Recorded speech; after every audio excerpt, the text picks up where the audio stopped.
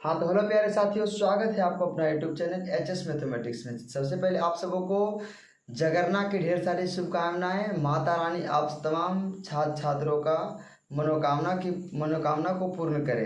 तो चलिए आज हम इस वीडियो में बात करने वाले हैं 10th मैथ चैप्टर 2 एनसीईआरटी का दूसरा जो चैप्टर है बहुपद। आज उसी के विषय में कुछ चर्चा करेंगे, ठीक है, और इसको बेहतर बनाने की कोशिश करेंगे। चलिए तो पहला जो है मेरा इसमें टॉपिक जो कि अभी शुरुआत किए हैं वो महत्वपूर्ण सूत्र पहले इसके बारे में लिखेंगे कि बहुपद में कौन कौन सारी फार्मूलाएं जो है उपयोग में आने वाले हैं। तो चलिए आप इसी के साथ शुरू करते हैं कि पहला जो आपका फार्मूला है रैखिक बहुपद का व्यापक रूप। पहला फार्मूला क्या है? रैखिक बहुपद का व्यापक रूप।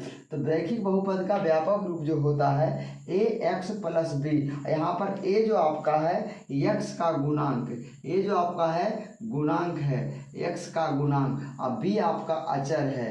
बी आपका क्या है? अचर पद। अचर पद ध्यान दीजिएगा, बी आपका क्या है? अचर पद। आप जानते होंगे कि कल की वीडियो में हम बात किए थे कि रैखिक बहुपद का घात जो होता है एक होता है। कितना होता है जी?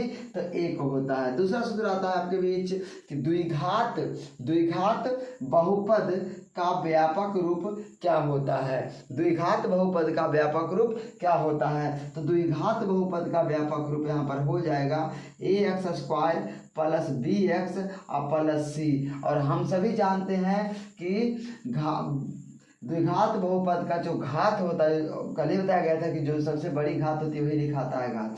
तो घात बराबर क्या हो जाएगा? 2 हो जाएगा। क्या हो जाएगा? घात 2। और यहाँ पर x जो है आपका, x जो है ये जो है आपका एक्स स्क्वायर का गुणांक है, गुणांक। ये जो है आपका एक्स स्क्वायर का गुणांक है। बी भी आपका क्या है? एक्स का गुणांक है, गुणांक है। और सी आपका क्या है? अचर पद है। सी आपका क्या है? अचर पद है। ध्यान दीजिएगा। तो अगला फार्मूला आता है त्रिघात बहुपद। त्रिघात बहुपद का व्यापक रूप क्या होता है? तो त्रिघात बहुपद का व्यापक रूप क्या होता है? A x cube plus b x square और plus c x plus d. और त्रिघात बहुपद में अधिकतम घात क्या होता है? तो 3 होता है, ठीक है। यहाँ पर भी देख लीजिए, ये जो है आपका एक्स क्यू का गुणांक है, गुणांक है। एक्स क्यू का क्या है? गुणांक है, गुणांक, ठीक है, गुणांक। और बी भी क्या है? गुणांक है, एक्स स्क्वायर का गुणांक है, एक्स स्क्वायर का गुणांक है। और सी भी आपका जो है एक्स का गुणांक है, गुणांक। और डी जो आपका है अचर है। डी आपका क्या है? अचर है। चर और अचर आपको बेहतरीन तरीका से कल बताया गया था, ठीक है। अगला बात आता है कि द्विघात बहुपद ज्ञात करने का सूत्र क्या होता है? द्विघात बहुपद ज्ञात करने का सूत्र क्या होता है? तो चलिए हम देखते हैं द्विघात बहुपद ज्ञात करने का सूत्र क्या होता है। देखिए, यदि आपको 2 शून्यक दिया हुआ हो तो द्विघात बहुपद आप कैसे ज्ञात करेंगे? तो इसका जो है फार्मूला होता है एक्स स्क्वायर होता है और minus alpha plus beta, x square minus alpha plus beta x और प्लस अल्फा इंटू बीटा होता है। अल्फा इंटू क्या होता है? बीटा। फिर से देखिएगा द्विघात बहुपद ज्ञात करने का सूत्र। तो एक्स स्क्वायर यहाँ पर फिर से लिख देते हैं, एक्स स्क्वायर ब्लू पेन से लिखते हैं, देखिएगा ध्यान से। X square minus alpha plus beta x plus alpha into beta. इसको ये भी कह सकते हैं कि एक्स स्क्वायर माइनस शून्यकों का योग और प्लस शून्यकों का गुणनफल, ठीक है। एक्स स्क्वायर माइनस शून्यकों का योग इंटू एक्स प्लस शून्यकों का गुणनफल। या तो इसको ऐसे पढ़िए, x square minus alpha into beta x और प्लस अल्फा इंटू बीटा। फिर पांचवा फार्मूला आता है आपके बीच कि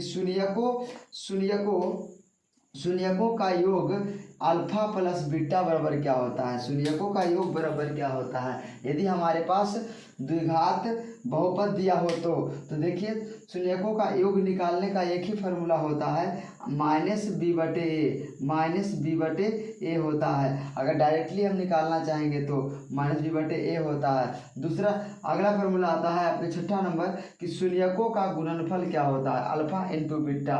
डाटा हम निकाल सकते हैं सी बटे ए कर सकते हैं। देखिए अगर बहुपद है इस प्रकार से 5x² प्लस 3x प्लस 4, अब यहाँ पर ए बी सी चुनना है तो a बराबर आपका हो जाएगा 5, ठीक है ना।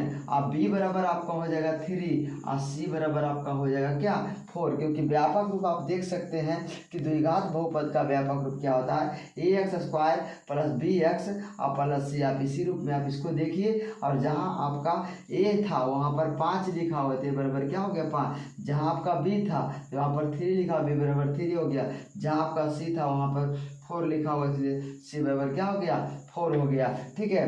अगर शून्यकों का गुणनफल वगैरह निकालना हो तो आप इसी से निकाल सकते हैं। तो यहाँ पर क्या हो जाएगा अल्फा प्लस बीटा बराबर हो जाएगा माइनस बी बटे ए, तो माइनस बी यानी कि माइनस 3 बटे 5 आपका ये हो जाएगा अल्फा शून्यकों का योग, ठीक है।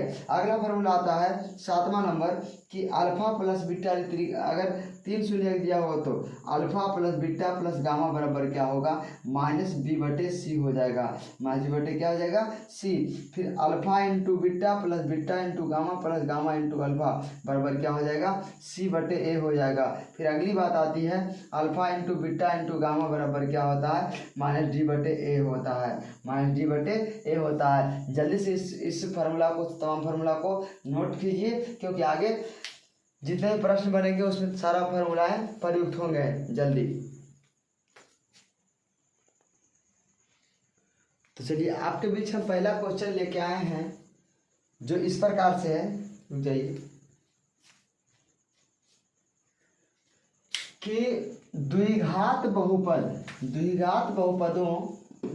बहुपदों के शून्यक ज्ञात कीजिए और शून्यकों तथा गुणांकों के बीच के संबंध की जांच कीजिए, ठीक है। तो पहले वर्ड इसमें बोला गया कि शून्यक ज्ञात कीजिए, क्या बोला गया शून्यक ज्ञात कीजिए। तो पहले हम शून्यक निकालेंगे, तो बहुपद के शून्यक निकालेंगे, बहुपद शून्यक के लिए लिखेंगे px इक्वल टू 0। तो px ये मेरा रहा, तो यहाँ पर लिखेंगे x² माइनस 2x माइनस 8 बराबर 0। अब शून्यक निकालने का देखिए एक मंत्र जान लीजिए आप लोग। करना क्या है, तो पहले x² का गुणांक और गुणा अचर पद का गुणा करने पर क्या आता है 8 आता है। तो यहाँ पर ऐसा चीज को बैठाइए, ऐसा चीज जो कि गुणा करने पर 8 हो और जोड़ने या घटाने पर क्या हो जाए 2 हो जाए। तो चलिए हम करते हैं, करेंगे क्या देखिएगा यहाँ पर बहुत ही आसान तरीका से। तो देखो x² माइनस 4x में यहाँ पर घेर दीजिए, 4x में अगर 2x को घटा दिया जाए तो मेरा 2x ही प्राप्त होता है, माइनस 8 इक्वल टू 0।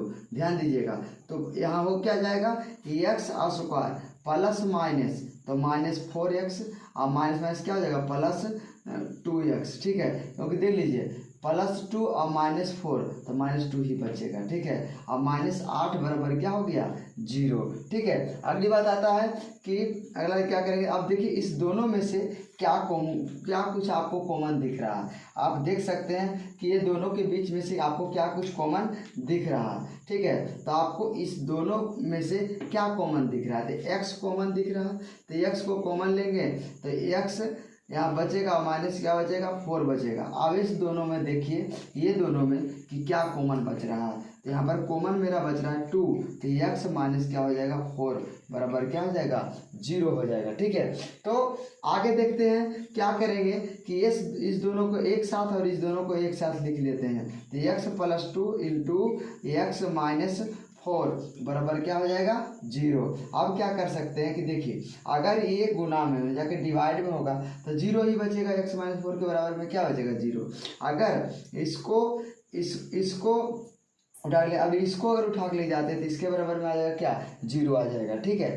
तो हम इसी के साथ करते क्या है कि x + 2 बराबर 0, एंड x माइनस 4 बराबर भी क्या हो जाएगा 0 हो जाएगा। चलिए यहाँ करते हैं, ठीक है। तो यहाँ पर देखिए आप देख सकते हैं कि ये 2 जो है इधर इस साइड प्लस में है, उधर जाने के बाद क्या हो जाएगा माइनस में, तो x बराबर क्या हो जाएगा -2 हो जाएगा, ठीक है। दूसरी बात क्या आएगा, दूसरा सुनिए, आप ये जो इस 4 को देख रहे हैं 4 ये माइनस में है, तो उधर जाने के बाद क्या हो जाएगा प्लस में हो जाएगा, तो x बराबर क्या हो जाएगा 4। आपका 2 शून्यक निकल चुका है। अब यहाँ पर क्या करना है, संबंध स्थापित करना है। तो जांच करने के लिए, जांच के लिए यहाँ पर हम लिखते हैं जांच, जांच के लिए क्या होगा जांच, ठीक है। जांच के लिए क्या होगा, शून्यकों का योग पहले लिखेंगे, शून्यकों का योग, शून्यकों का योग। आप बताइए शून्यकों का योग का फॉर्मूला क्या था, अल्फा प्लस बीटा, तो बराबर क्या था अल्फा प्लस बीटा था, ठीक है ना। और शून्यकों का योग बराबर से रुक जाइए, शून्यकों का योग क्या लिखेंगे अल्फा प्लस बीटा। अब इसको मान लीजिए अल्फा, इसको क्या मान लीजिए बीटा, ठीक है। तो बटे नहीं कुछ है, अल्फा प्लस बीटा होता है। अब देखिए अल्फा का मान क्या है, अल्फा का मान हम लोग क्या देख रहे हैं यहाँ पर, तो अल्फा का मान है -2 और प्लस बीटा का मान क्या देख रहे हैं 4, ठीक है। अल्फा का -2 बीटा का मान 4 हो गया, तो क्या बचेगा 2 बचेगा। हम इसको 2/1 लिख सकते हैं। अब बताइए क्या रहा, तो यह आपको दिख रहा होगा कि ये जो मेरे साथ बचा हुआ है हम इसको क्या कर सकते हैं, इसको कर सकते हैं, देखिएगा ध्यानपूर्वक, इसको हम कर सकते हैं कि यहाँ पर हम कर सकते हैं, अब ये प्लस का 2 है, ठीक है। तो पहले इसको हम क्या कर लेते हैं, पहले हम कर लेते हैं -2 कर लेते हैं अब बटे 1। अब आपको क्या कुछ दिख रहा है ऊपर, देखिए दिख रहा होगा ये जो 2 है -2 ये x का गुणांक है, तो ऊपर दिख रहा है, यहाँ पर लिख सकते हैं बराबर करके, यहाँ लिख सकते हैं कि -x का गुणांक, x का गुणांक, क्योंकि एक माइनस बाहर रह जाएगा, x का गुणांक है। और नीचे क्या है, नीचे आपको बचा है x स्क्वायर का गुणांक। देखिए स्क्वायर में नहीं कुछ है तो क्या है 1 है, x स्क्वायर का गुणांक में नहीं कुछ क्या है तो 1 है, तो यहाँ पर नीचे हो जाएगा x स्क्वायर का गुणांक, x स्क्वायर का गुणांक हो जाएगा, ठीक है, गुणांक हो जाएगा। दूसरी बात आता है शून्यकों का गुणनफल, शून्यकों का गुणनफल, ध्यान दीजिएगा, शून्यकों का गुणनफल बराबर क्या हो जाएगा alpha into beta, alpha into beta. आप बताइए अल्फा का मान क्या है -2 है और गुना बीटा का मान 4 है, ठीक है। और नहीं कुछ बटाम तो 1 लिख दीजिए, तो -8/1 हो जाएगा, -8/1 क्या हो जाएगा 1 हो जाएगा। जैसा कि आप देख सकते हैं ये जो -8 है अचर पद है, क्या है अचर पद है, ठीक है। और ये आपको नीचे 1 जो दिख रहा है वो क्या है x स्क्वायर का गुणांक है, x स्क्वायर का क्या है गुणांक। यही हमारा संबंध रहा, यही हमारा क्या रहा संबंध। एक बार योग करके देखिए, एक बार गुणनफल करके देखिए, वो चीज़ आता है कि नहीं आता है, तभी आपका जांच संभव है, अन्यथा नहीं। चलिए जल्दी सा नोट कीजिए, कॉपी में नोट कीजिए जल्दी।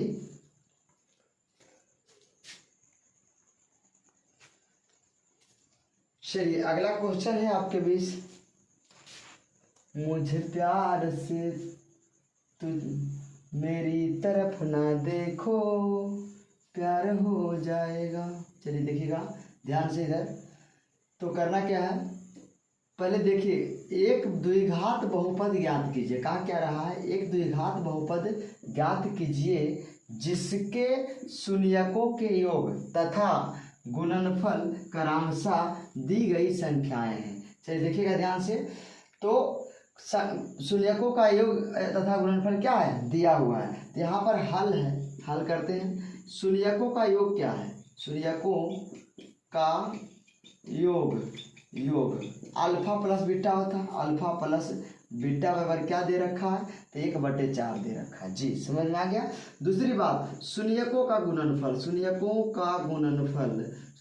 का गुणनफल क्या दिया हुआ है सर बोलिए, गुणनफल क्या दिया हुआ है अल्फा इंटू बीटा, आपका क्या दिया हुआ है सर तो -1 दिया हुआ है, ठीक है। तो अब हम क्या करेंगे, द्विघात बहुपद का व्यापक रूप लिखेंगे, द्विघात द्विघात बहुपद का व्यापक रूप लिखिए। व्यापक रूप आपका क्या होता है, तो हो जाता है द्विघात बहुपद का व्यापक रूप हो जाता है x square minus alpha plus beta x plus alpha into beta होता है। यही आपका फार्मूला, आपको फार्मूला बताया गया है, ठीक है। ये आपको क्या बताया गया, फार्मूला बताया गया है, ठीक है ना। तो अब हम क्या करेंगे, बैठाएंगे यहाँ पर मान को। तो x square minus alpha plus beta का मान क्या दिया हुआ है, तो 1/4 into x plus alpha plus beta का अल्फा इंटू बीटा का मान क्या है, -1 दिया हुआ है। अब इसको सही करके ले लीजिए। तो x square minus 1/4 x plus minus हो जाएगा 1। ये आपका द्विघात बहुपद रहा, ठीक है। तो चैप्टर यानी कि 2.2 में 2 नंबर क्वेश्चन नंबर 2 जितने भी दिए आपको से सभी बन जाएगा। बहुत ही इजी है, क्योंकि आपको हम एक अच्छी तरीक़ा से समझा दिए हैं और आपको बेहतर से समझ में भी आ गया होगा। अगर हो सके तो इसको नोट कर लीजिए।